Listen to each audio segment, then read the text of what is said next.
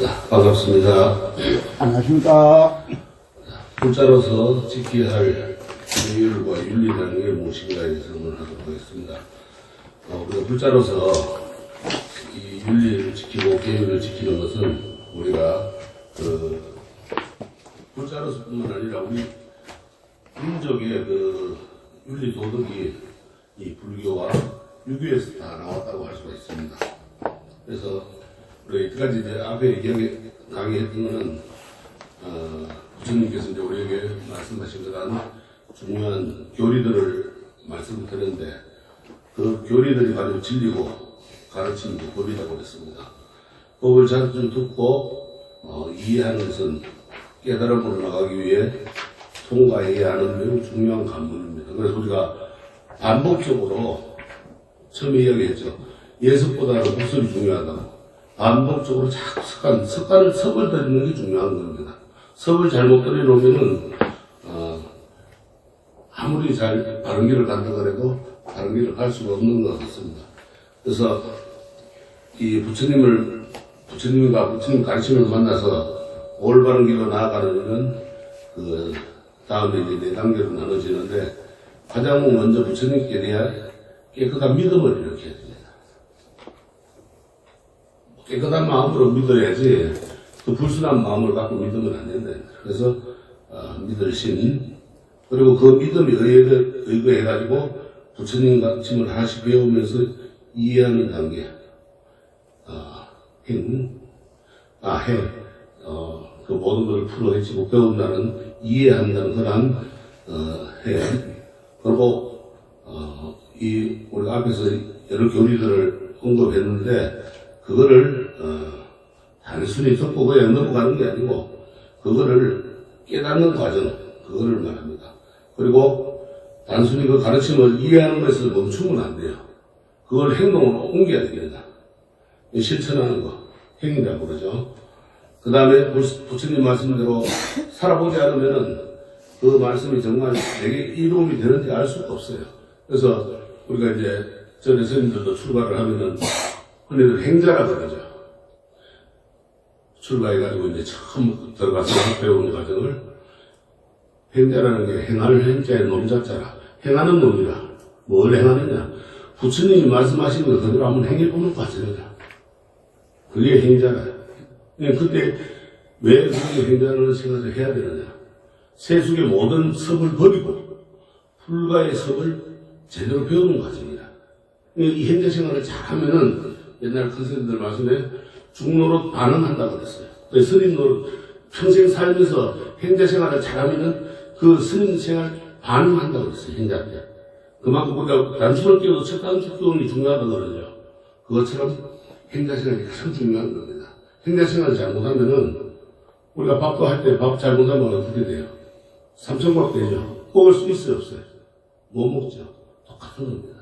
행자 생활을 잘해가지고 거기에서 섭을 잘 길들여놔야만이 강원에 가서 공부를 하고 선방에 가서 참선을 하고 또 나와서 포교 활동을 하고 뭘 하든지 간에 이 행자 생활이 다 결정이 되는 거예요. 우리가 이 길을 가져서 10달 태 속에 있을 때가 중요하듯이 행자 생활이 그만큼 중요한 겁니다. 우리가 불자로서 지금 이 공부하는 이 과정이 가장 중요한 겁니다. 그 다음에 이제 이것을 잘 행하면은 뭐가 되느냐? 정이 옵니다. 즉, 성취가 되는 거예요. 이루어지는 겁니다.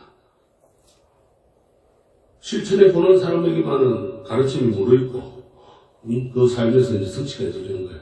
맛을 본 사람이 맛을 알듯이, 맛을 보지 않고 어떻게 맛을 논할 수가 있겠어요? 똑같습니다. 그래서, 불자가 부처님 가르치신 대로 살아가는 것은 신해행정 이 네 가지가 아주 중요하고 하나는 자신에게 이로움을 가져오는 겁니다. 자신을 잘 단속해가지고 행복과 발전을 안겨주기 때문이에요. 즉 참을성도 가지게 하고 또 남에게 행복을 줄 줄도 알고 이렇게 해주는 거예요. 또 다른 하나는 타인과의 사이에서 서로 이로움을 가져옵니다.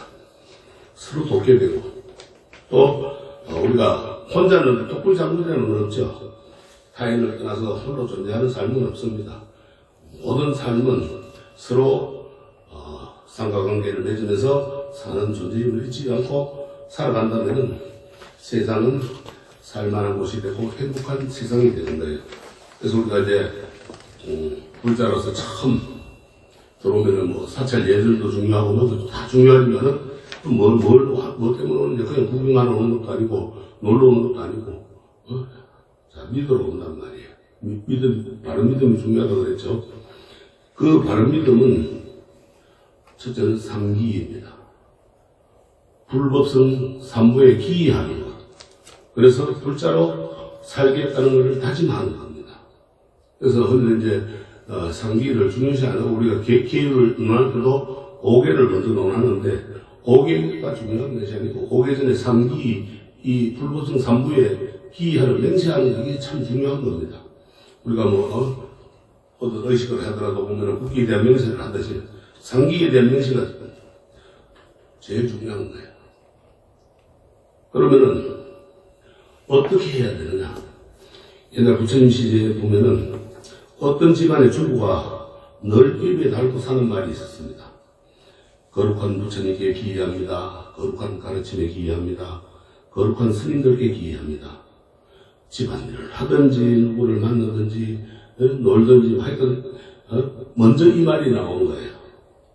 부처님의 신자인 아내와 달리 남편은 다른 종교를 믿고 있는 신랑을 만나가 살았어요.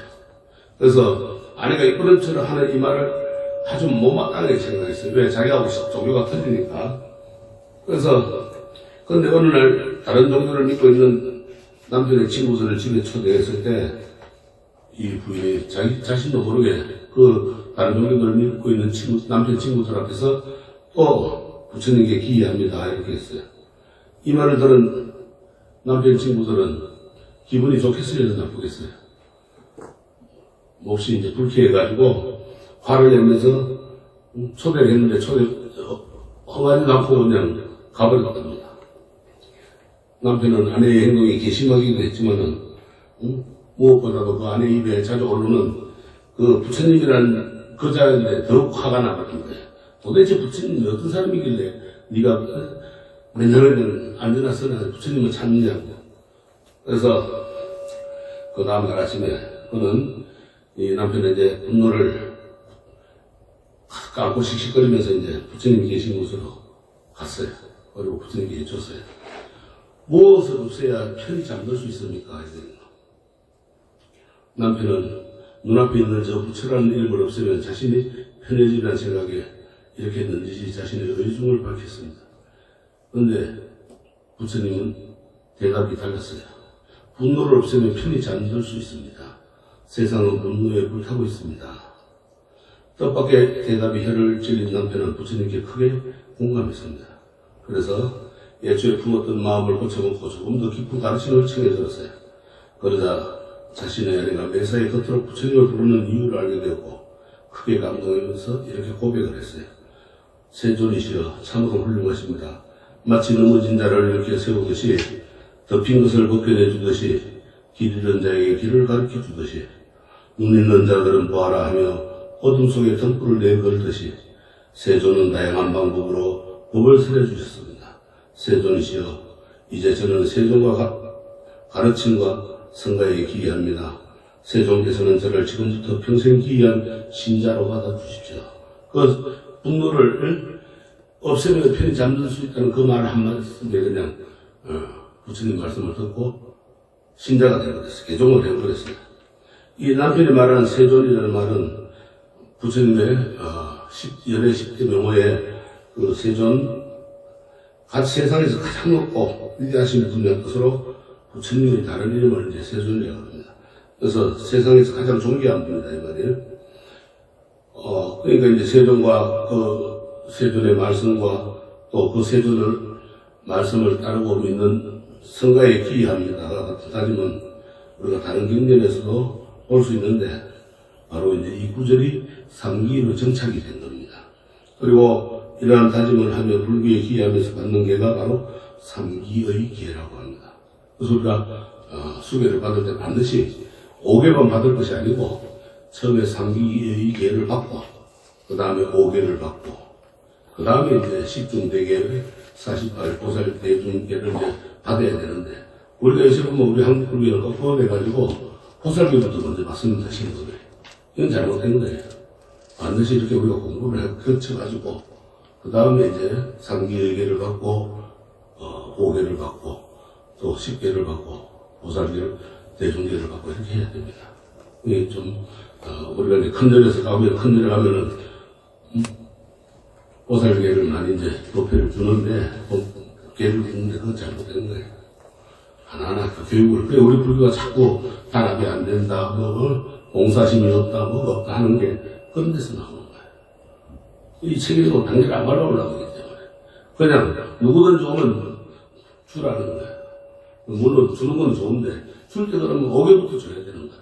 3기부터 주고 5개 주고 이렇게 되는데, 오면 전부 보살기까지 주고 하니까, 주시도 안 오고 기둥도 안 세우고 기아집도 올려주니까 기아가 있어야 가만히 무너지지. 왜 신심이 없으니까 나중에 뭐 하다가 안 되면은 다른 종교로 가버리고 아니면 저리도 안 나와버리고.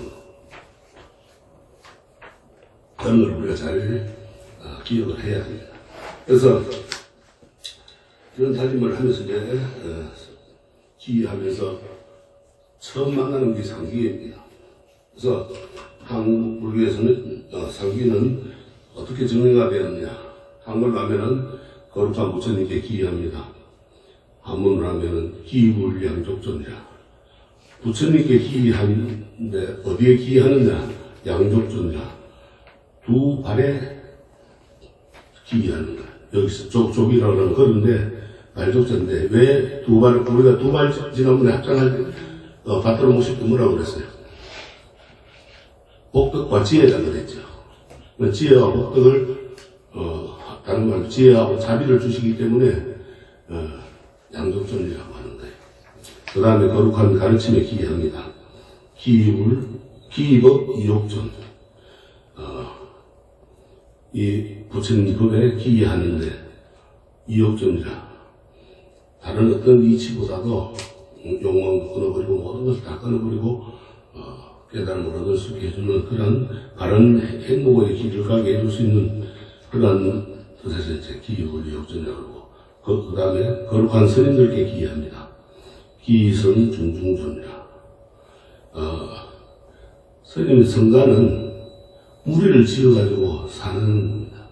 그래서 무리중자를 쓴 거예요. 그 무리중자의 중심이 되는 거. 중중존이라고 그러거든요. 흔히들 우리가 이제 지난번에도 얘기했지만 중이라 그러면은 가운데 중자를 쓰는 게 아니고 무리중자를 쓰는 거예요. 스님들은 중이라 그러면 무리중자를 쓰는 거지. 왜? 무리는 화합이다. 성가는 곧 화합에 대한 체라. 그래서 무리를 지어가지고 수행을 했기 때문에 여기서 이제 무리중자를 쓰는 겁니다. 그래서 성가를 스님이라고 표현하지만 의미상 큰 차이는 나지 않습니다. 그래서 성가라는 화합을 이상으로 살아가는 스님들의 공동체를 말합니다. 예, 화합 문중이라고 그러기도 많이 하거든요, 지금은. 근데,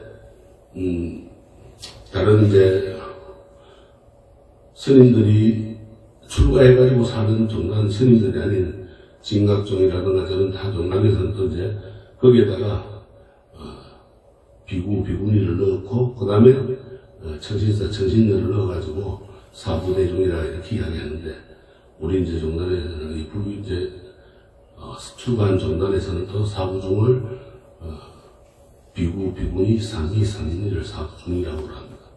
이 성가라 그러면은, 이제 그거의 앞에 틀리는 거예요. 뒤에 이제 비구니, 상인이가 맞는 겁니다. 그리고 이제, 청신사, 청신녀들은 거기에 성가를 믿고 따르는, 불법성 삼보를 믿고 따르는 사람들을 청신사, 청신녀라고 그러는데, 신도들이라고 그러죠. 이제 불자를 하고. 그래서 누구든지 부처님 앞에서 불법성 삼보에 의지해가지고 살아가겠노라고 약속을 했다면은, 그 약속을 지키기 위해 스스로를 돌아보지 않을 수 없습니다. 어떻게 행동하는 것이 부처님에게 누가 되지 않으면서 가르침을 따르고 성가를 보호하는 일인지를 늘 생각하기 때문입니다. 그래서 상기는 단순한 인문서약 차원에 머물지 않습니다. 거기에서 한 걸음 더 나아가지고 제가 신자로서 아름답고 바른 삶을 살기 위한 기회를 받아들이겠다는 의미입니다. 그래서 평소에도 상기를 잊지 않고 지내는 것이 불자로서 실천해야 할 첫 번째 규범입니다. 그래서 예전에는 우리가 이제 흔히들 염불이라고 하는 정근을 한다 그러면은 뭐 관세음보살을 찾는다든가 아니면은 지장보살을 한다든가 뭐 나무아미 탑을 한다든가 이런 걸 하잖아요. 근데 예전에는 나무불, 나무검, 나무성을 하라고 그랬어요. 그걸 계속 반복하라고 그런 거예요. 나무불, 나무검, 나무성, 나무불, 나무검, 나무성. 이제 염주를 하늘 돌리면서 그렇게 하라고 그런 거예요.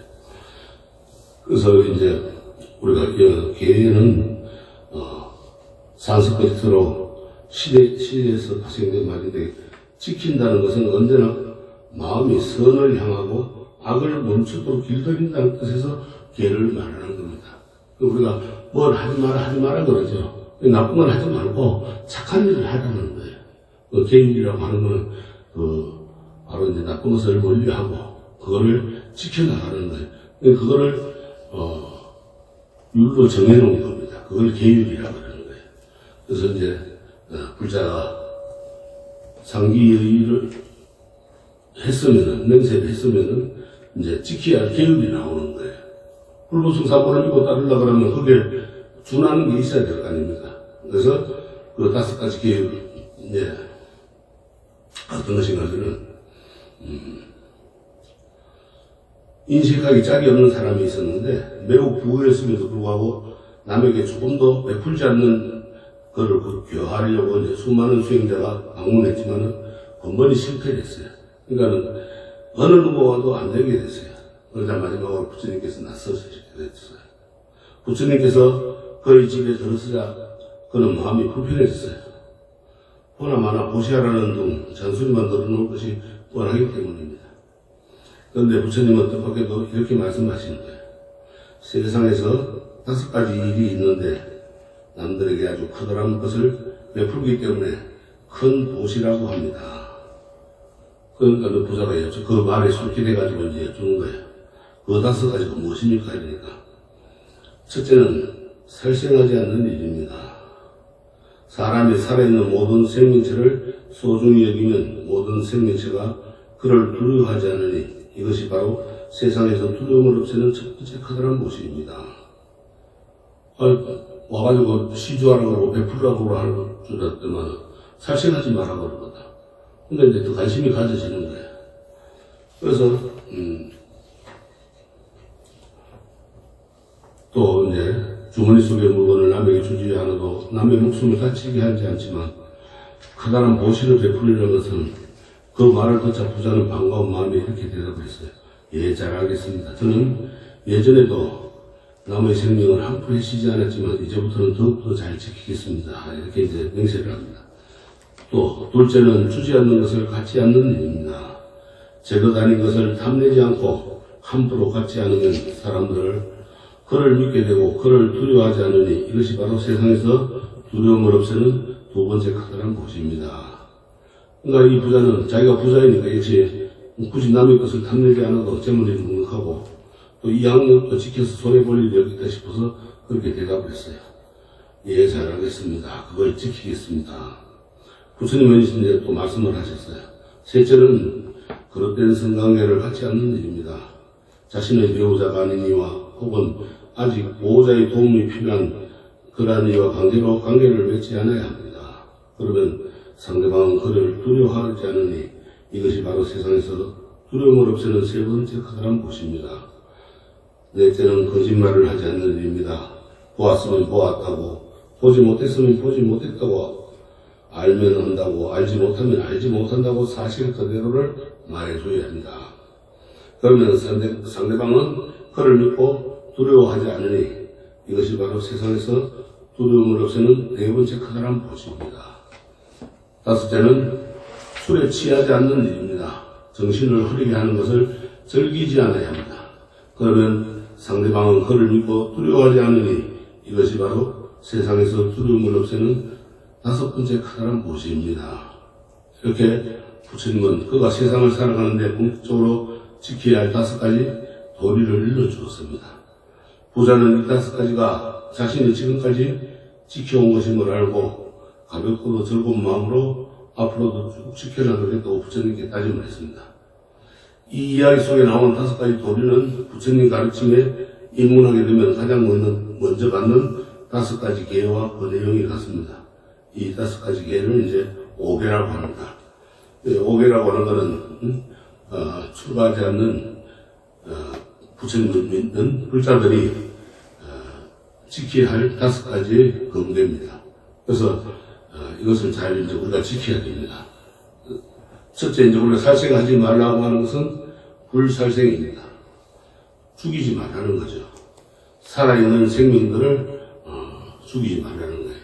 우리가 여기서 이제 생자, 날생자, 태어나는 걸로 되어 있는데 살아있는 뜻도 있어요. 그래서 날생자를 쓰는 겁니다. 살아있는 생명을 죽이지 말라는 거.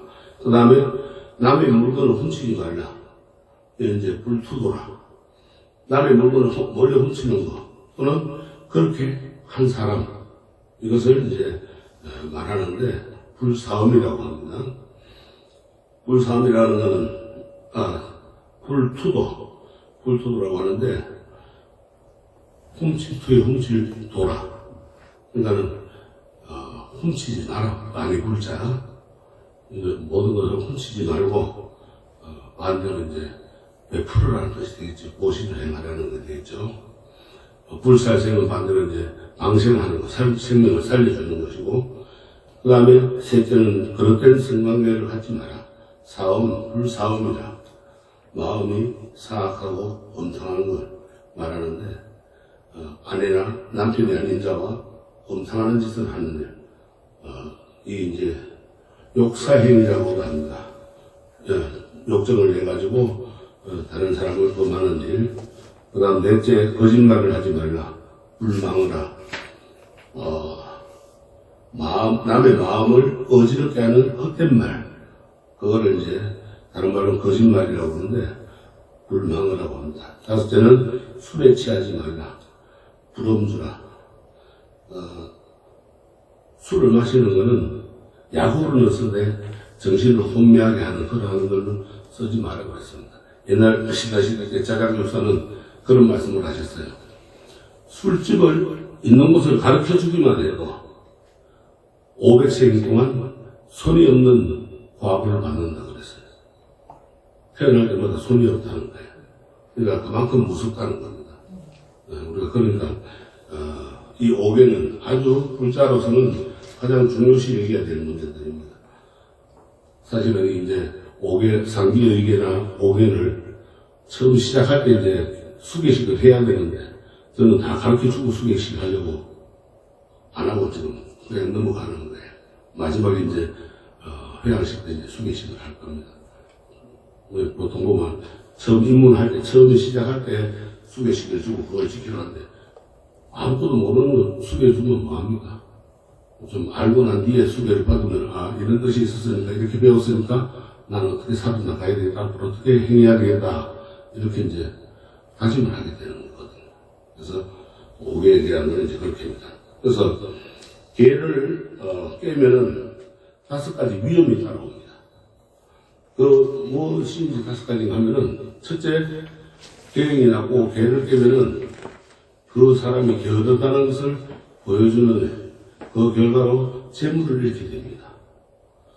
네, 우리가 거짓말하고 사기치고 하면 나중에 그 값을 다 당합니다. 바르게 살아야죠. 그 다음에 둘째는 악명이 퍼집니다. 저 사람 어떡하고 이제 평이 안 좋아지게 되는 거예요. 그 다음에 그렇잖아요. 절에 다니는 사람이 맨날 살생이라고 다니고 낚시나 다니고 남한테 살이나 치고 도둑질 나오고 그러면 어떻게 했어요? 환경이 높아지겠어요? 안 높아지겠어요?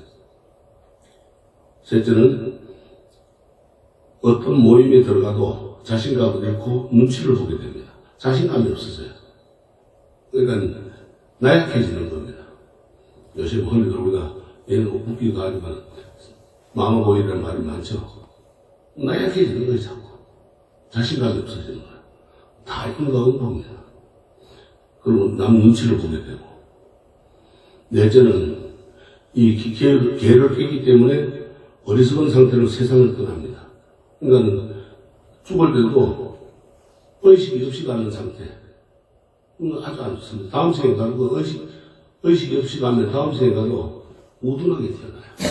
그러니까 정신이 맑은 상태로 와야 됩니다. 흔히들 자는 잠에 갔으면 자는 잠에 가면 고통은 없겠지만은 다음 생에 미혹을 가지고 태어나게 됩니다. 그러니까 자는 잠에 가는 게 좋은 게 아니에요. 그리고 갈 때도 우리가 비명 행사한다 그러죠. 교통사고라든가 뭐 떨어져가 죽는다든가 요새는 뭐 여러 가지 사고가 많죠. 그러니까 이슬에 가는 건 정신없이 가버리기 때문에 그런 게 이제 문제가 되는 거예요. 의식 없는 상태로 세상을 떠나게 됩니다. 다음 생에 가도 그렇게 또 만나요. 이거는 우리가 정신 바짝 차리고 살아야 된다는 말이 거기서 나오는 거예요. 다섯째는 죽은 뒤에 처참하고 불행하고 파멸을 모르는 지옥에 떨어지게 됩니다. 그러니까 정신없이 갔으니까 어디로 갈 줄 모르잖아요. 지옥에 떨어질 수밖에 없는데 반면 계율을 잘 지키면은 5가지 이익이 있습니다. 첫째, 계율을 잘 지키면은 게으르지 않게 되고 그 결과로 큰 재물을 얻습니다. 계율을 지키니까 부지런하게 됩니다. 또 성실하게 살게 됩니다. 그러니까는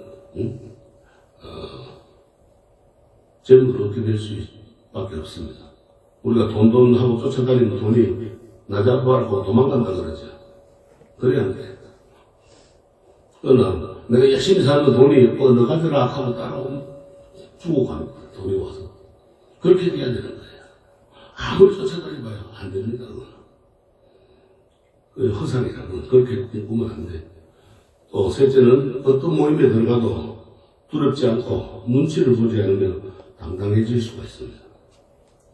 그래서 우리가 항상 밝고 명랑하게 리더를 할 수 있고 그런 놈이 됩니다. 그 다음에 넷째, 어리석지 않는 상태로 세상을 떠나게 됩니다. 그러니까 밝은 정신의 세상을 떠나게 됩니다. 우리 스님들은 이제 흔히들 앉아서 가는 거 자탈인망이라고 그러는데 그게 이제 가장 올바른 죽음이라고 그럽니다. 앉은 상태에 정신 바짝 차리고 있다가 나 며칠 날 몇 시에 간다 그러고 가시는 스님들이 많아요. 그게 가장 바람직한 거예요. 근데 그렇게 가는 스님들이 이제 몇 분 안 계시죠. 그만큼 수행도 힘든 거예요. 열심히 닦아야 됩니다. 한 채라도 게으르면은 그 사이를 비집고 나쁜 게 하기 신분 거거든. 그래 들어오면 죽을 때도 그래 못 가는 거예요.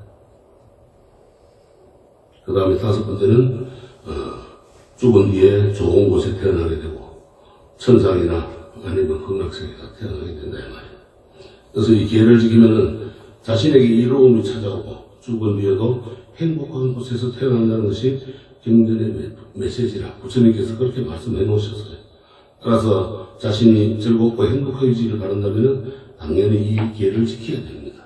기회를 지키지 않으면 되지 않는 거예요. 그래서 항상 바르게 살려고 노력해야 되고 또 그걸 노력하는 것만큼 우리가 배워야 됩니다. 그걸 배우고 실천해야 되고 그러면은 다 이제 모든 것을 성취할 수가 있는 거죠. 우리가 소원성취라는 게 그냥 가만히 있는 거 소원성취가 안 되잖아요. 열심히 기도를 해야 되잖아요. 그죠? 기도하는데 그냥 기도하는 게 아니잖아요. 나가 따르는 게 있어요, 항상. 오늘 절에 가야 되는데 못 가게 방해를 하고 아니면 집에서 기도를 하려고 그러니까 전화가 오고 누가 와서 불러내고 아니면 식당에 와서 기도 못하게 밥 달라고 그러고 아니면 애들이 들어와서 텔레비 보고 떠들고 텔레비 안 떠나? 그럼 기도 그걸로 뭐가 되겠어요? 끝나는 거예요. 거기서 끝이라. 그거 참아야 돼요. 그게 마장이다. 마장이 그렇게 오는 걸, 오늘 또 마장이 시작되는구나 하고 그냥 듣고 기도를 해야 되는데, 그게 예전해버리는 거야. 그게 왜 아직까지 그런 마음자세가 덜 되기 때문에. 그 이제 노력이 덜 다르게 된다. 실천이 덜 되기 때문에 그런 게 되는 거예요. 아까 처음에 얘기했듯이 바르게 믿어야 되고, 바르게 그 다음에 배워야 되고, 바르게 행해야 되고, 바르게 행하면 성취가 바르게 되는 거예요. 그건 소원 성취가 이루어지는 거예요. 내가 건강하기만 바르려면 가만히 내린다고 건강해져요? 안 되죠. 적당히 먹고 적당히 움직이고 그래야 운동도 해야 건강해지는 것도 마찬가지로 소원 성취는 마찬가지입니다. 그래서 이 5개의 항목은 불교를 믿는지 믿지 않는지 관계없이 사람들이라면 누구나 다 지켜야 할 그런 내용들입니다. 꼭 불교에 한정돼가지고 부처님께서 말씀하셨으니까 불자들만 지켜야 된다는 게 아니고 이 세상 사람들이 다 이렇게 지켜주면은 이 사회가 다 어떻게 되죠? 밝고 명랑하고 행복한 그런 사회가 세상이 되겠죠. 그래서 부처님 제자가 되기를 원하는 사람은 아주 특히 이 5가지 기회를 받들어야 됩니다. 이 5가지를 받들지 않고 불자라고 다니고 불교를 믿는다 하는 신도라 하면은 좀 문제가 있겠죠. 그래서 살생과 폭력, 갈치와 착취, 거짓말, 또 부적절한 성관계 이런 또 과음하는 너무 그냥 과하게 마시는 술 이런 게 자기 가족뿐만 아니라 상대방의 가족이나 주변 사람들에게 큰 고통을 안겨줍니다. 그래서 남이 고통스러워하는데 과연 내가 편안할 수 있겠습니까? 안 되죠. 음주도 마찬가지고 과음을 해가지고 폭력을 쓰고 급기야 생명을 해치고 술을 자주 먹고 운전을 하다가 사고 나면은 자기만 다치는 게 아니라 상대방에 피해를 주게 되잖아요. 이렇게 큰 악업이 도사리고 있는 겁니다. 그래서 제가 신자로서는 직장생활을 하다 보면은 또 술을 마실 수도 있어요. 그러나 적당히 한두 잔 하고 마쳐야 되는데 우리나라도 뭐 특히 더 하죠. 한 잔 마시면 두 잔 마시면 석 잔, 그러다가 1차, 2차, 3차 이건 시간이 가는 줄도 모르고 새벽까지 먹고 들어오면 집에 들어오면 어떻게 돼요? 바가지 걸치죠. 자기 몸도 피곤하죠. 왜 그렇게 과음을 합니까? 하지 말아야지. 고등학교는 바지가 편지도 몰라요. 고등학생들 다 그렇죠. 그러나 그걸 알면 알았어야 되는 거예요. 줄인다는 것도 힘들고, 응? 야구를 쓰래. 과음을 하면 안 됩니다. 예. 고등학교가 돼가지고 옛날에 우리 저 서울에 있을 때 신도한 그런 분이 있었어요. 학교 선생님이었는데 술을 얼마나 좋아하시는가 하면은 30대 때부터 술을 먹고 오면 집 앞까지 나오신대요. 집 앞에 대문에다가, 저 대문 앞에 저 전주에다가 옷 딱 걸어놓고 팬티만 딱 입고 집인 줄 알고 신발 가지고 벽에 삼아서 자고 있대요. 그 안 와가지고 보살님이 나오고 뭐 그거 있으면 동네 창피합니까 그게. 그러면 그 힘도 없는데 무거운 거 질질 끄집어 일어나 숙여오면 안 일어나니까 동네 소란소리니까 끌고 들어가고 핏기가 들어가고 이런 게 숱하게. 다음부터는 올 시간만 되면 밖에 나가 이제 한잔 기다리고 있어요. 박복박 세면서. 이 보살님 병이 났어요. 그래가지고 절에 와가지고 백일기도 하고 몸도 좀 나섰고 이러니까 그다음부터 정하님이 술을 꺾고 말하니까 절에가 살더라고요. 제발 절에가 건강하니까 지극정 소라면 통하는 거 일맥상통이 되는 거야. 그렇게 해가 술 떨어서 훔쳤어요.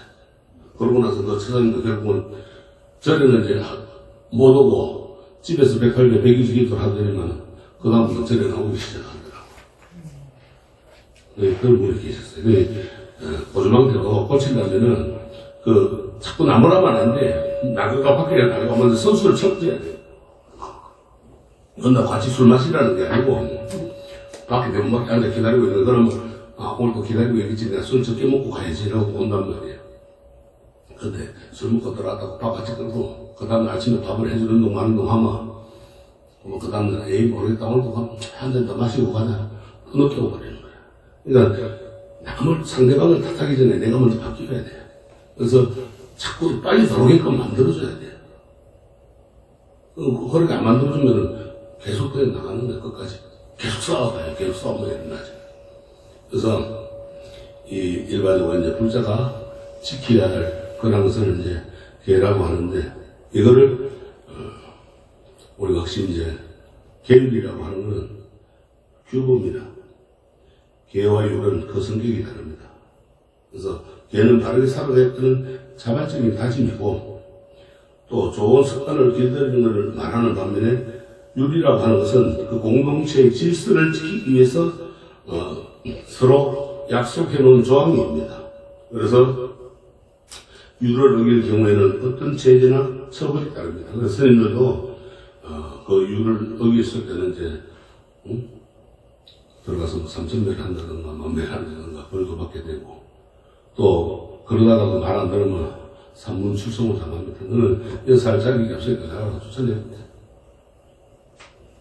그만큼 이 계라고 하는 건 내 스스로 지키겠다고 맹세를 했는 거고 율은 그 공동체의 그 규범을 따라야 되는 겁니다. 지켜야 되는 거예요.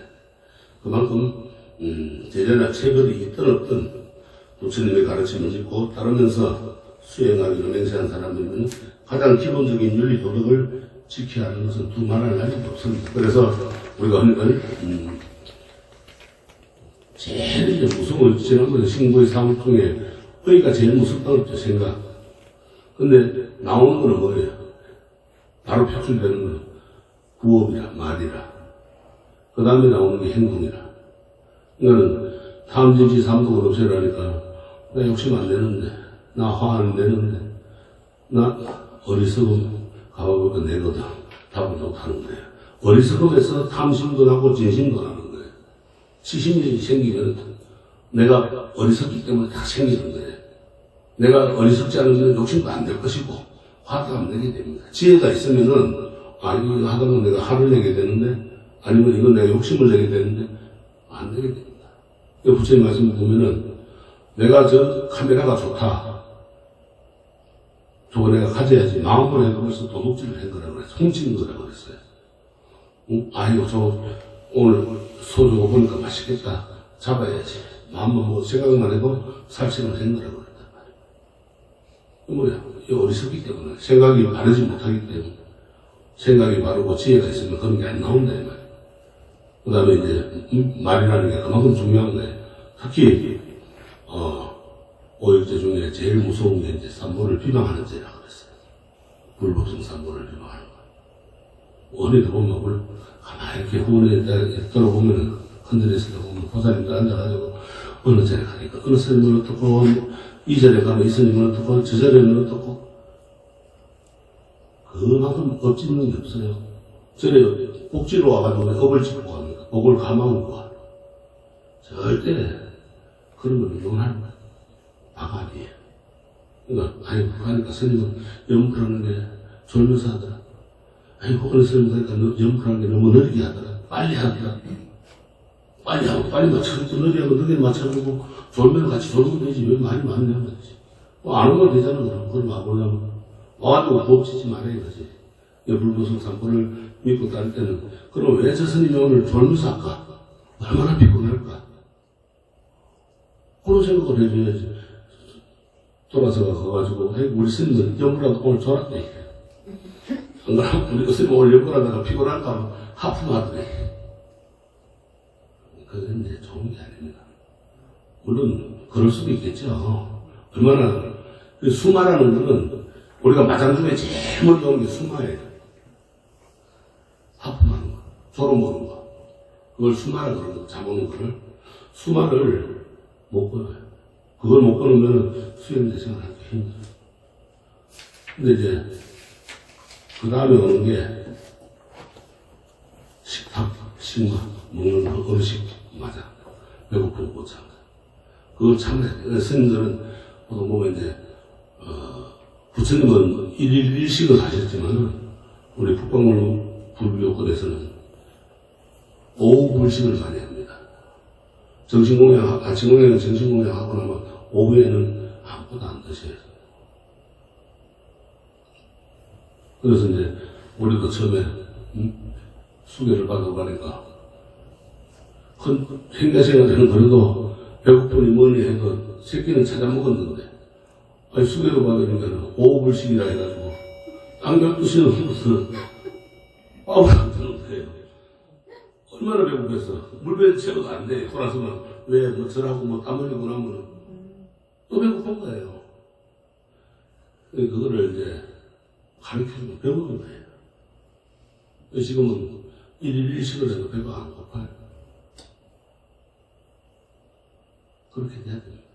예, 노선님들 예전에 1일 1식을 한다는데 어떻게 한 끼밖에 안 먹고 사나. 한 끼밖에 안 먹고 살겠더라고. 근데 이 수행이라기보다는 하나의 습관이라 습이 그게 되는 거예요. 요새는 전부 이제 아주 그냥 과요불식이라 너무 음식이 넘쳐나가지고 전부 비만한 데가 많아요. 나도 많이 먹었던가 봐요. 그죠? 굉장히 비만이 되어버리지. 자, 칠불통격에 악을 멈추고 선을 행하라는 거는 우리가 오개를 잘 지키면은 악을 멈추게 됩니다. 네? 근데 이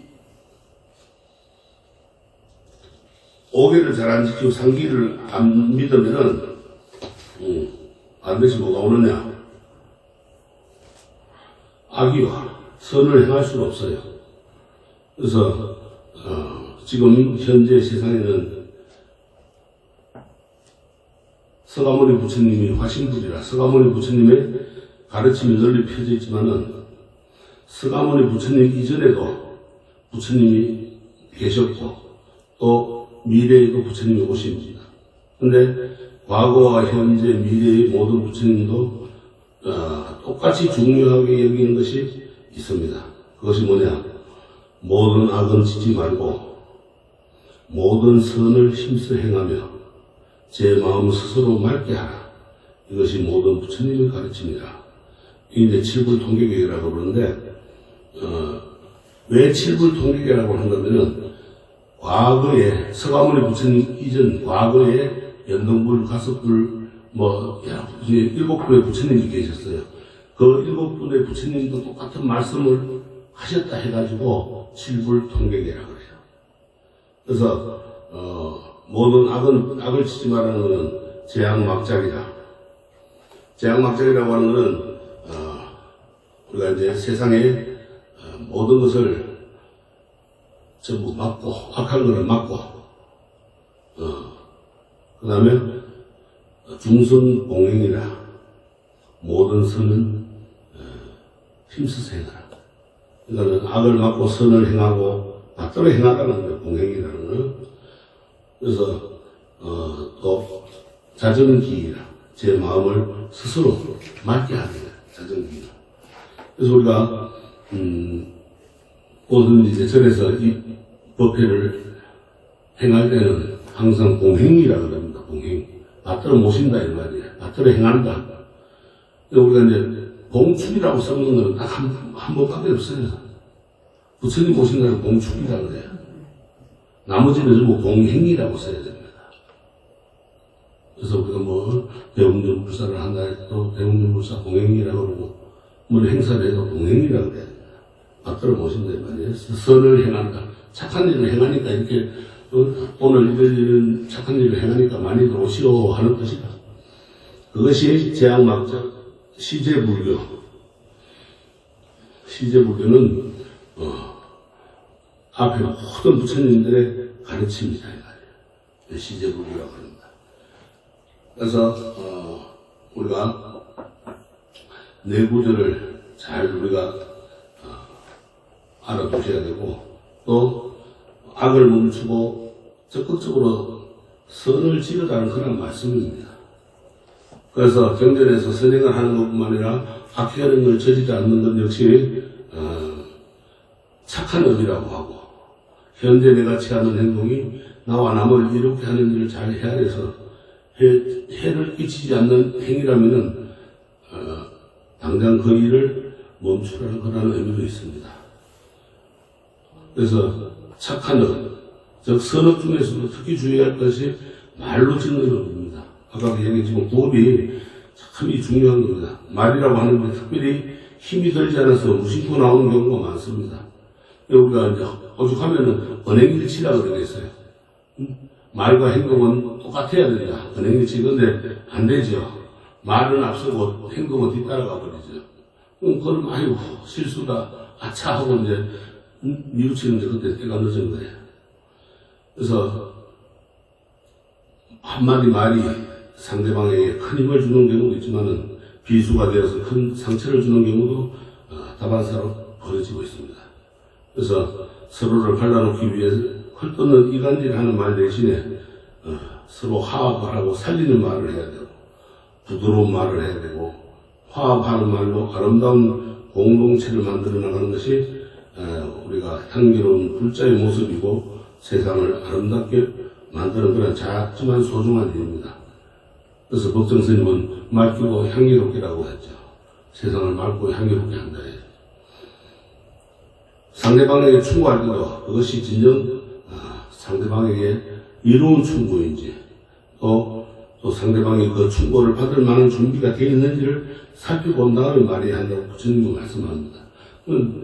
그 사람한테 이로운 건지 아닌지 판단도 안 하고 무조건 충고를 한다든가 또 저 사람이 이 말을 충고를 해줬을 때 이거를 받아들일 수 있는지 없는지를 생각하고 하라는 거예요.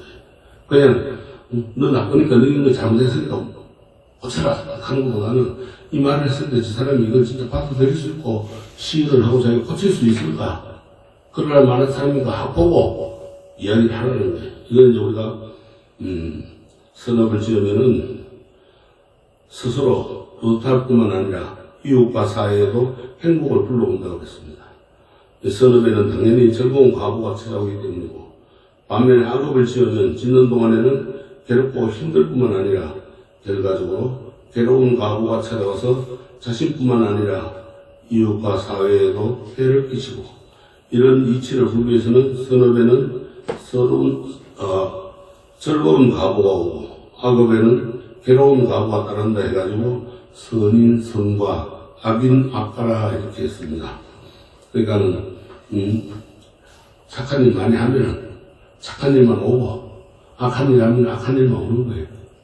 제일 쉬운 예로 산에 가가지고 매한이랑 야호하고 고함을 쳐봐요. 그럼 돌려온 소리가 어떻게 들려와요? 야호 돌려오죠. 근데 가가지고 요걸 다 해놔봐요. 뭐가 들려와요? 여기 돌려오죠 그대로. 그분이 선인선과 악인할까요? 나는 행복하다 그러면 나는 행복하다 또 들어오는데 나는 불행하다 그러면 나는 불행하다 또 들어오는데 내가 불행하거든. 나는 선인선과 악인할까? 착한 일 많이 하면 착한 복을 받고 또 악한 일 많이 하면 악한 복을 받는 거예요. 어느 날 마세가나 왕이 자신의 생각을 부처님께 여쭙습니다. 만일 몸이나 이 뜻으로 악행을 하면 이것은 자신을 생각지 않는 것이며 몸과 입과 뜻으로 선행을 하면 이것은 자신을 생각하는 일이다. 과연 제 생각이 옳습니까? 이렇게 물으니까 부처님께서 왕이여 몸과 입과 뜻으로 악행을 저지르면 그것은 자기를 생각하지 않는 일입니다. 아무리 스스로 자신을 아끼고 귀하게 여긴다고 말해도 실제로는 자신을 조금도 보호하지 않는 일입니다. 왜냐하면 나쁜 것은 친구에게 악한 짓을 함부로 저지릅니다. 그 사람을 사랑하지 않기 때문입니다. 그런 나쁜 것이 친구에게 악업을 저지르는 것도 똑같습니다. 반대로 몸과 입과 뜻으로 선행을 하면 그것은 자기를 생각하는 일입니다. 스스로 자신이 세상에서 가장 소중하다고 말하지 않더라도 그들은 실제로 자신을 생각하고 있는 것입니다. 왜냐하면 착한 법은 친구에게 이로운 일을 권하고 행합니다. 그 친구를 사랑하기 때문입니다. 이처럼 자기를 사랑한다면 선행을 해야 합니다. 자바한무경에 부처님께서 말씀해 놓으신 겁니다. 우리가 자기가 대접받고 싶으면은 친구를 사랑하고 많이 선행을 했죠. 좋은 일을 베풀어야 돼. 그래야 대접받지. 악한 일 하는데 누가 대접해 주겠어요? 오면 다 도망가고 피해버리지. 그러나 착한 일을 하면은 그 사람을 한 번이라도 더 만나고 싶어서 도망 안 갑니다. 당기죠. 웃으면서. 그래서 우리가 열심히 일해서 돈을 벌고 마음으로 늘 착하고 옳은 것을 생각하는 이유는 나와 내 주변 사람들이 행복해지기를 원하기 때문입니다. 나와 내 주변 사람들이 행복해졌으면 좋겠다는 바람은 이기적인 마음에서 비롯된 것이 아니고 생명은 본래 자신의 안락함을 바라기 때문입니다. 그래서 그런데도 불구하고 악업을 짓는다는 것은 스스로 괴로움을 불러들이는 어리석은 짓이라고 불교에서는 말합니다. 악업을 멈추고 선업을 적극적으로 지어야 하는 이유는 이처럼 자신과 세상의 행복을 불러오기 때문이라는 것을 잊지 말아야 됩니다. 그래서 우리가 이렇게 함으로 인해서 내 가족도 행복해지고 내 이웃도 좋은 이웃을 만나게 됩니다. 인간은 사기꾼은 사기꾼만 만나고 도둑놈은 도둑놈만 만나고 또 선행을 하는 사람은 선행하는 사람만 만나고 그렇게 되는 겁니다. 그래서 우리가 그런 이제 문제를 잘 우리가 파악을 해가지고 그렇게 이제 해 나가야 됩니다. 자, 이제 그렇게 하려면은 이때까지 해온 섭이 있단 말이에요. 그 섭을 어떻게 할 것이냐. 아까 이야기했죠. 스님들 그렇게 하기 위해서 행자생활을 한단 말이에요. 근데 행자생활도 그냥 행자생활을 하는 게 아니고 세속에서 행하였던 것을 벗어내기 위해서 세탁소가 빨리 성속에 들어갈 수도 없고 어떻게 씻어내야 되겠어요? 참회라는 게 있습니다. 참회를 해야 돼요. 계를 잘 지키고 선업을 지으면 자신에게 이롭다는 건 당연한 이치입니다. 그래서 이 참회라는 걸 하면은 우리가 그런 것을 이제 업장을 씻고, 그 업장이라는 것은 과거에 해온 나쁜 업을 씻어내는 거, 벗어내는 거예요. 그거를 씻고 이제 새로운 불자로서 이제 새로운 인생을 살게 되는 건데 죽을 때까지 선업만 지으면서 살 수는 없겠죠. 살기 위해서 착하지 않는 법도 지을 수밖에 없고 또 의도하지 않았지만은 나의 행위로 많은 피해를 보는 사람도 나오게 마련이고 인간의 자만심과 아상은 깊고 깊어서 이로 인해 아무리 똑똑하고 잘난 사람도 자신도 모르게 죄를 지어 상대방에게 뼈아픈 상처를 남깁니다. 그래서 선언만 짓고 잘 살도록 노력하는 한편 자신의 행위를 돌아보고 뉘우치면서 반성하는 시간이 필요합니다.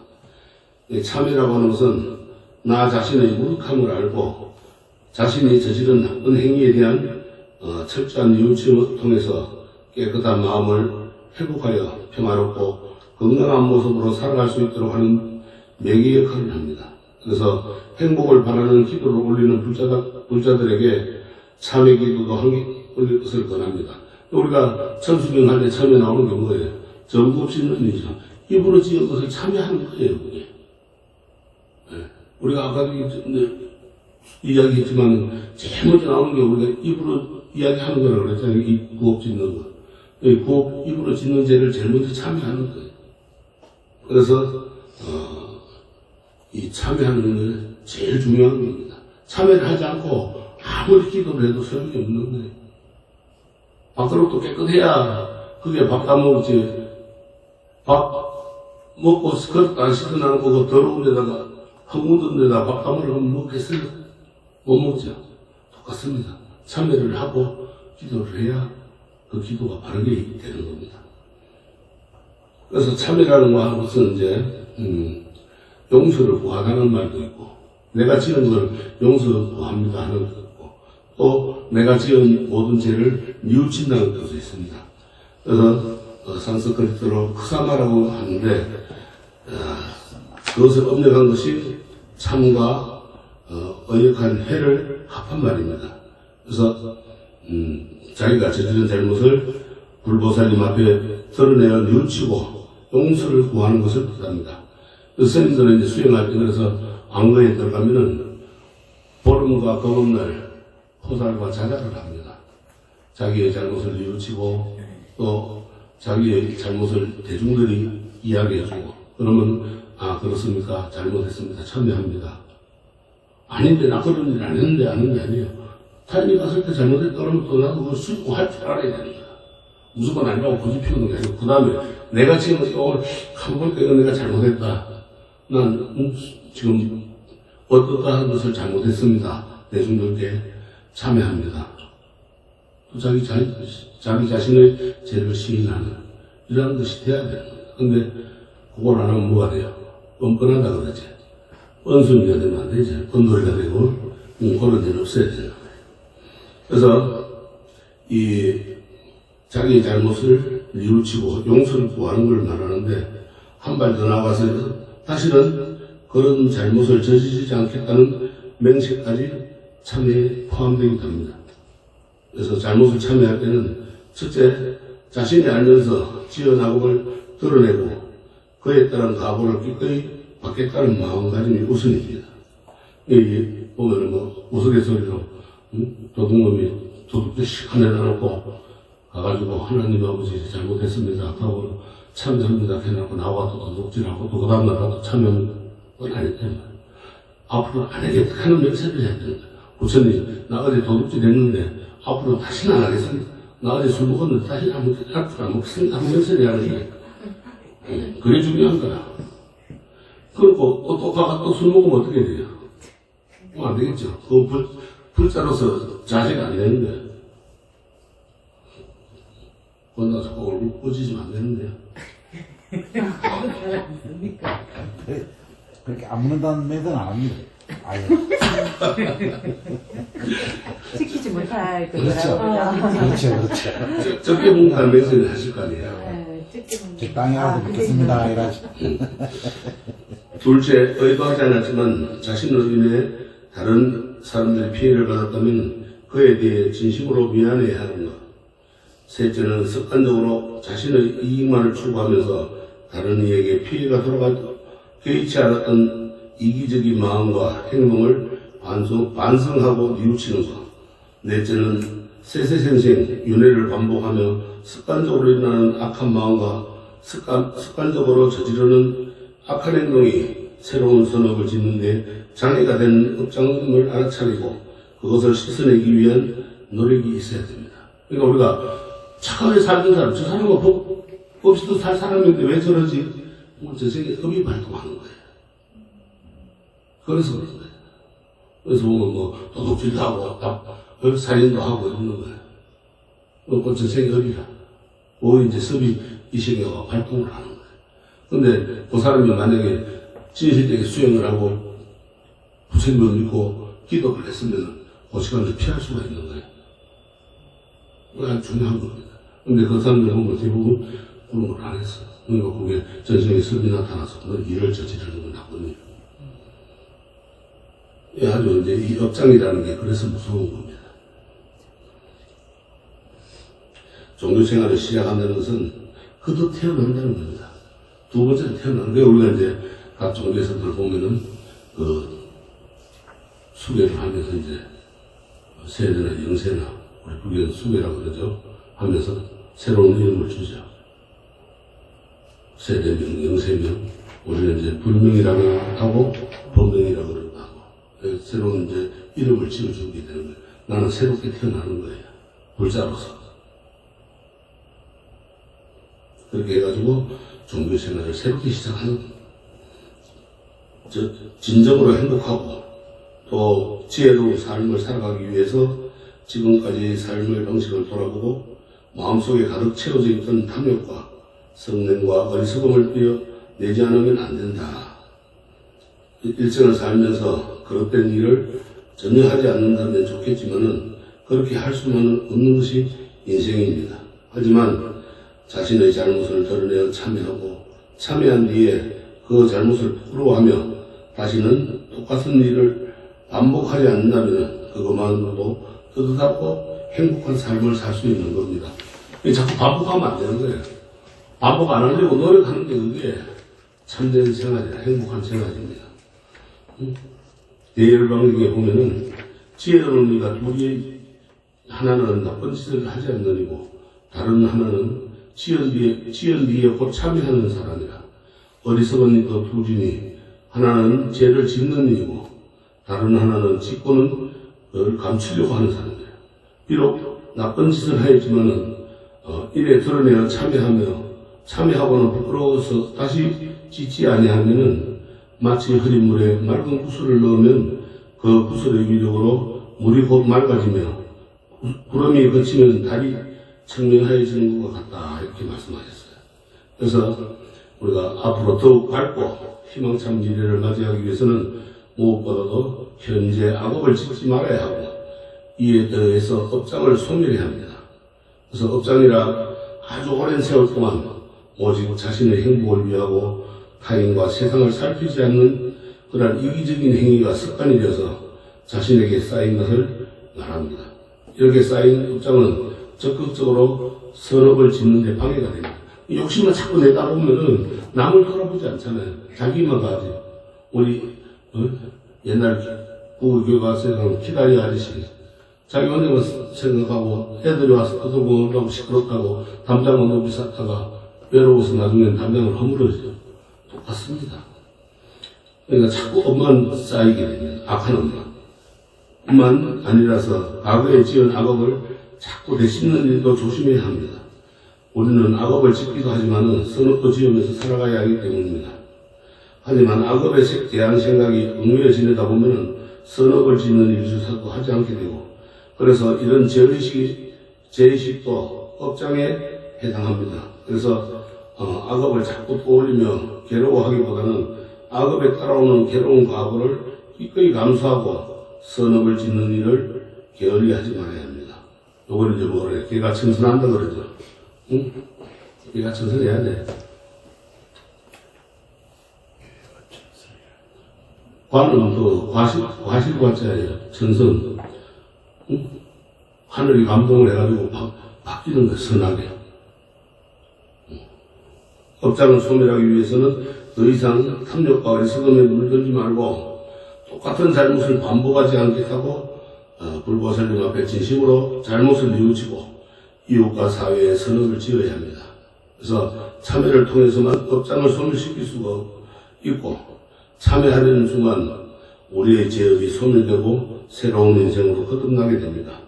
수많은 사람을 살해한 앙골라마 같은 경우에도 부처님을 만나 부처님의 말씀을 들은 뒤 자신이 무슨 죄를 했는지 똑똑히 알아차리고 그 악업의 가보를 제대로 인식했다고 합니다.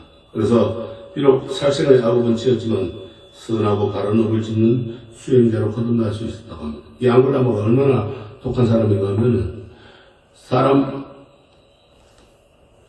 손가락을 잘라가지고 그걸 목걸이를 만드는데 100개를 잘라야만이 되는데 100명을 죽여야 될 거 아니에요. 99개까지 잘랐는데 마지막으로 이제 100개를 자르려고 갔는데 만난 사람이 부처님이었어요. 또 부처님이 이제 말씀에 감동이 돼가지고 거기에서 그걸 자기 죄를 뉘우치고 부처님 제자가 되어서 깨달음을 얻었다는 거예요. 네. 그러니까 걔가 정선이 바로 그거예요. 그러니까 좋은 스승을 만나면은 악한 사람도 바르게 되죠. 우리가 그런 거 많이 감동 드라마들 많이 보잖아요. 학교 선생들이 한 제자를 바르게 하기 위해서 노력하는 분들이 많이 있잖아요. 똑같은 겁니다. 그래서 우리가 진정한 불자라면은 주변 사람들에게 말이나 행동으로 상처를 주었을 때 죄를 뉘우치고 용서를 구해야 합니다. 근데 건순이가 되면 안 된다 그랬죠. 내가 언제 그랬냐 하고 오리발 내밀면 안 되는 거예요. 그럼 제가 잘하는 말이 있어요. 오리발 주면 난 닭발 준다고. 그러면 할 말 없잖아, 그 사람은. 너 왜 이거 주냐 그러면 니 이거 줬잖아요. 그래서 나의 잘못을 대중 앞에서 고할 수 있고 또 잘못했다고 할 수 있을 때 그게 가장 참선의 불자입니다. 그래서 상처가 치유되지 않고 오랫동안 남으면은 원한과 정오가 쌓이기 마련입니다. 그러나 참회를 통해 용서를 구하고 용서해 준다면 상처는 치유되고 원만한 관계를 회복하게 됩니다. 그릇을 깨끗하게 비워내지 않으면 향기롭고 맛있는 음식을 담을 수 없듯이 깨끗한 법을 받아들이기 위해서는 먼저 오염된 것을 씻어내야 합니다. 그래서 참회는 처벌을 피하는 데 의미가 있는 것이 아니라 새로운 사람으로 거듭나기 위한 첫 작업이라는 것을 잊어서는 안 됩니다.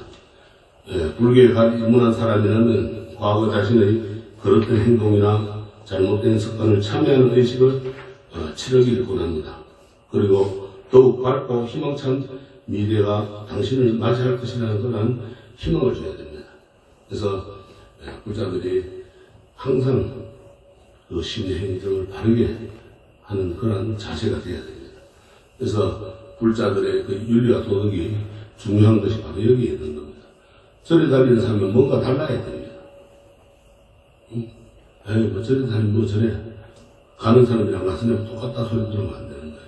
아, 절에 다니는 같이 사람 뭔가 다르다는 그런 인상을 심어주고 그런 감동을 줘야 돼요. 그래서 저 사람이 아까 이야기했죠. 남편이 따라갔잖아요. 부처님 말씀 듣고 개종을 했잖아요. 그런 것처럼 교회 다니는 사람 보고 절에 가서 갈 필요가 없어요. 내가 열심히 받기만 살면은 그 사람이 날 따라오게 되는 거예요. 그렇게 만들어야 되는 거예요. 근데 어떻습니까? 교인들은 교회 가서 달달 뽑죠. 아주 막 귀찮을 정도로. 그래서는 안 되는 거예요. 그냥 감흥을 줘서 향기를 탁 피워가지고 그 향기에 이끌려가 따라오게끔 만들어야 돼요. 그게 바로 뭔가 하면 그게 불자들이고 그게 도술이라. 딴게 도술 부리는 게 아니에요. 저래 아무리 갈때 소리해봐요. 내 행동은 개차반인데 아니 저래 뭐 저러면서 뭐 하려고 저래 가. 그런 소리 들으면 안 된다 이 말이에요. 그래서 이 불교 윤리라고 하는 것은 부처님의 가르침에 의거해서 그 윤리를 말합니다. 전에도 이야기했지만 우리나라의 거의 이 윤리가 공중도덕 윤리 자체가 불교에서 다 나온 겁니다. 불교 문화에서 1600년이라는 그 오랜 세월 동안 나온 그것이 우리 민족 깊숙이 배어있는 겁니다. 근데 지금 보면은 그런 게 많이 자꾸 사라져가고 있죠. 서양 문물에 의해서. 참 안타까워요. 그래서 앞에서 본 계율도 불교 윤리에 포함되고 이런 것들은 우리를 해탈 열반의 세계로 향하게 하기 위한 윤리적인 덕목이기도 합니다. 흔히 불교 윤리를 마음의 윤리라고 말하는데 마음의 해탈과 행복을 추구하기 때문입니다. 그래서 구체적으로 말해서 탐욕과 분노, 어리석음과 소멸하는 실천 윤리고 자비의 윤리고 지혜의 윤리입니다. 아파하는 중생들을 고통을 제거해주고 행복과 즐거움을 부여하는 것이 자비의 실천이고 그러한 자비의 실천 덕목이 불교 윤리의 다양한 지향점입니다. 현대 들어서 자비의 실천은 개의 정신과 맞물려서 생명과 인권 존중하고 환경 보호하고 인터넷을 비롯한 각종 매체에서의 윤리로 확대되고 있습니다.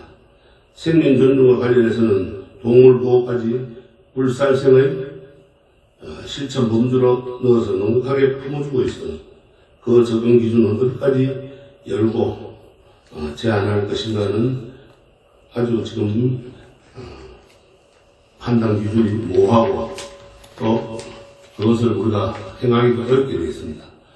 현대사에서 소나 돼지, 닭, 오리 등을 대량 사육하면서 생산량을 극대화하기 위해서 이들을 열악한 환경으로 모아놓고 확대하고 철저하게 유지를 합니다. 그러다 보니까 발생하는 게 뭐냐, 무제역이나 조류독감 이런 동물들 대상으로 일어나는 병들로 인해서 거의 대량 살상을 합니다. 그래서 동물들도 하나의 생명임을 분명하므로 그들의 생존권을 보호하기 위해서 적당한 조치가 마련되어야 하며 그 죽음 또한 위무받아야 마땅하다 이렇게 합니다. 그리고 인간은 지나친 탐욕을 줄여나감으로써 동물과 조화로운 관계를 이룰 수 있도록 노력해야 됩니다. 옛날에는 우리가 고기를 한번 먹는다 그래도 생일 때나 제사 때나 명절 때나 먹었는데 지금은 뭐 먹고 싶으면 나가면 얼마든지 먹으니까 뭐 그거 먹는 만큼 소나 돼지, 오리, 닭 사육하면서 어떻게 되겠어요? 빨리 키우려고 약도 먹이고 또 좁은 땅에서 많이 키우려고 가둬놓고 키우고 옛날에는 소도 방호하고 닭도 풀어놓고 키우고 이랬는데 지금 그렇게 하는 데 있어요? 없잖아요. 그러다가 병도 없었어요. 그때는 부재역이 어디 있었고 조류독감이 어디 있었습니까? 지금은 가둬놓고 방호가 안 하니까 전부 그런 병이 막 생기는데 그러니까는 또 병 생긴다고 갖다 살아있는 걸 갖다 다 묻어버립니다. 생매장을 시키는 거예요. 이건 있을 수가 없는 겁니다.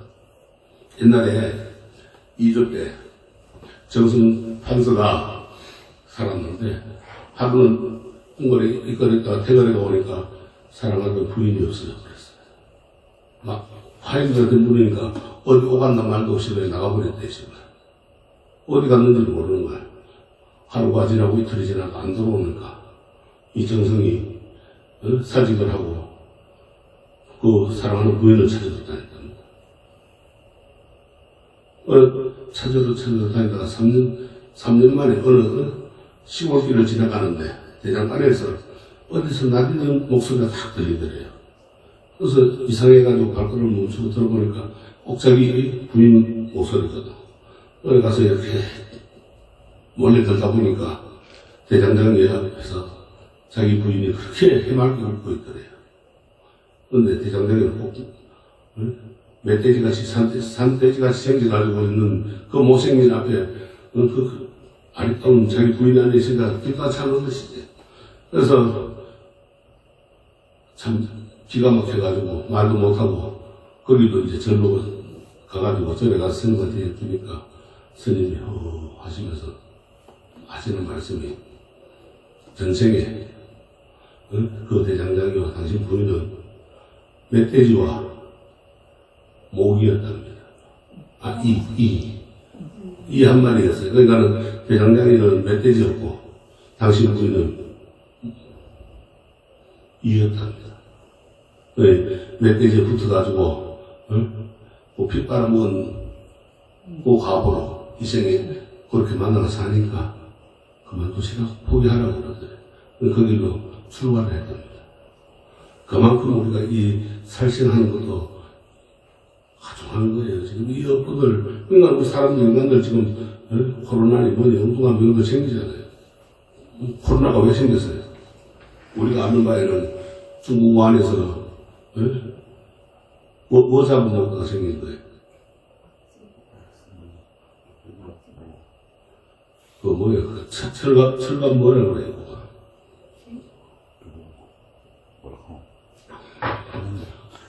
그 아주 우리가 상상도 못하는 걸 먹다가 거기에서 병균이 옮아가지고 나온 게 코로나 그러잖아요. 인간들이 아무거나 먹으면 안 되는 거예요. 파괴하고.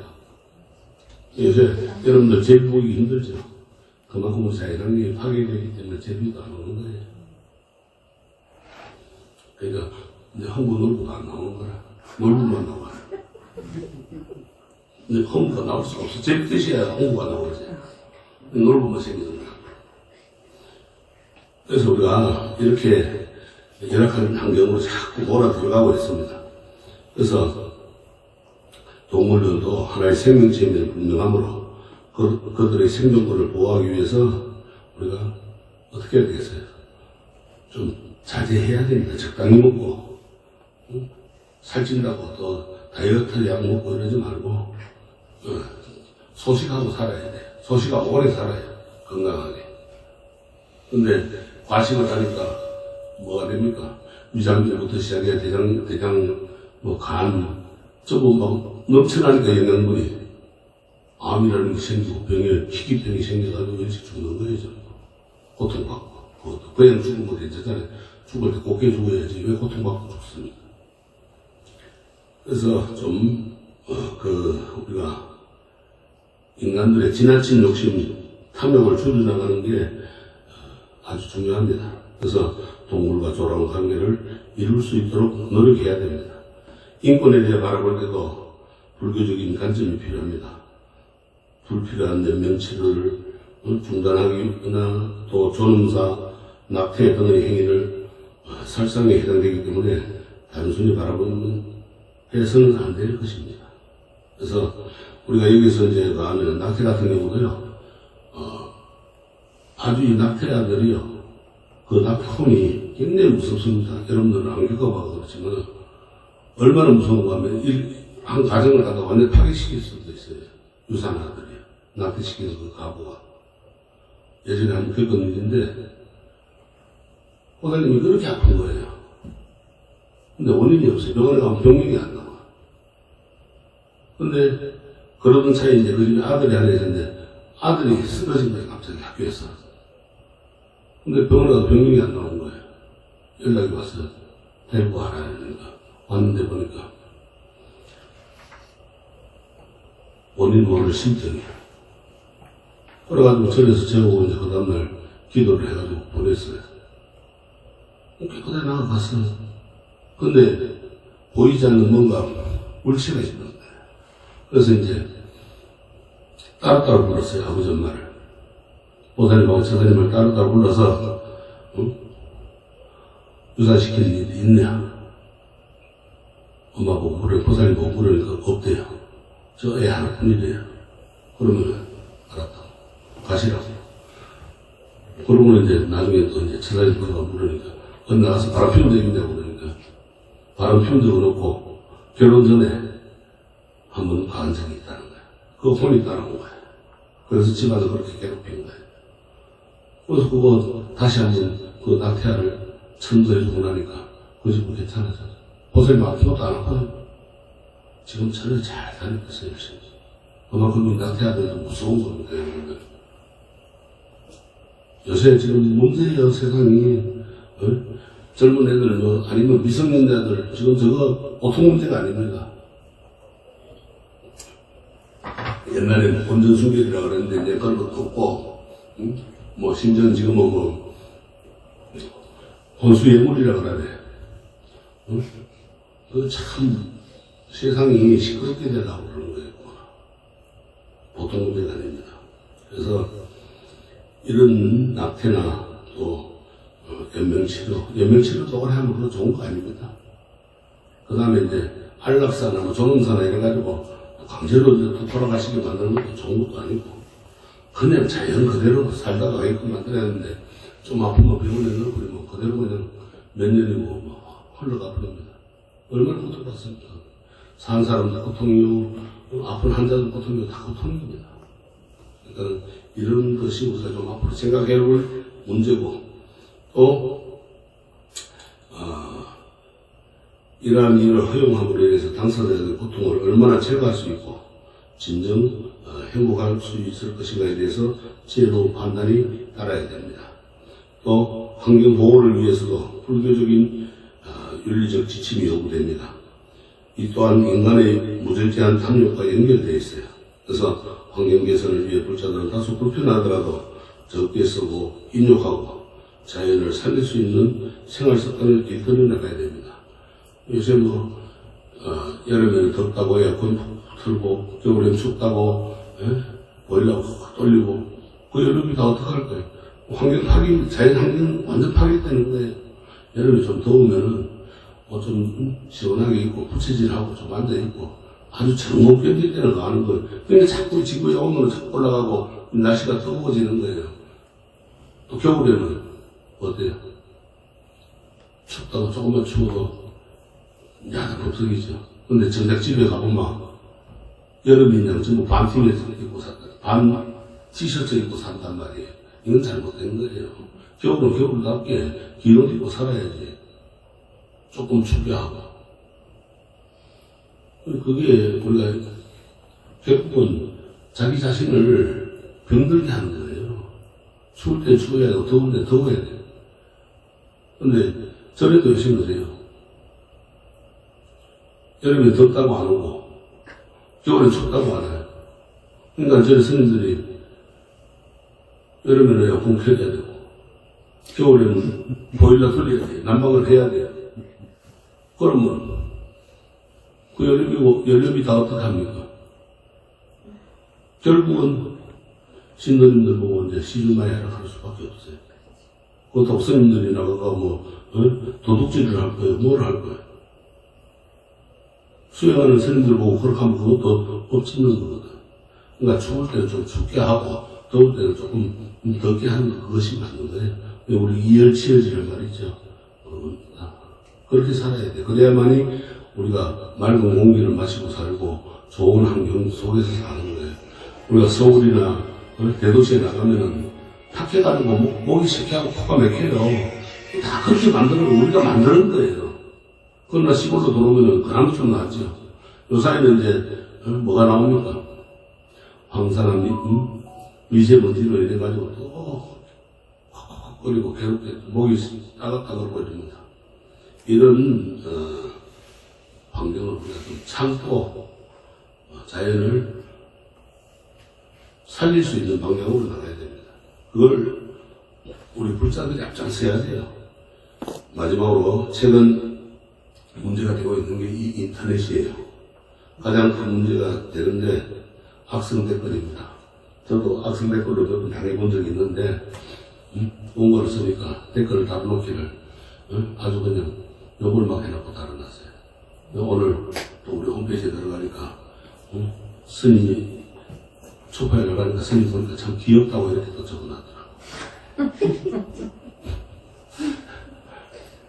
이게 좀 우리가 이게 말들 표현하는 것도 좀 잘해야 돼요. 그걸 아무나 쓰고 하고 간다 그러면 또 닉네임이 보니까 도깨비라 도깨비가 그런 장난을 하고 가더라고.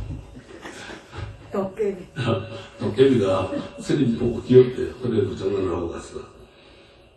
그러니까 우리가 참으로 중요한 겁니다. 인터넷이 사람 죽이고 소리 많이 그러잖아요. 지금 연예인들 보면 많이 그러가 죽잖아요.